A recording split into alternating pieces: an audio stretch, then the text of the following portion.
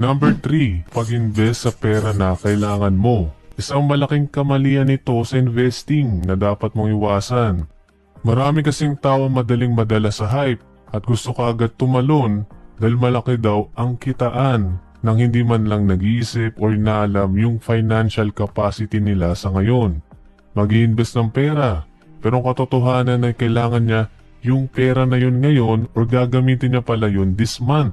Importante na extra money or pag-invest ng pera ang gagamitin mo para sa isang investment.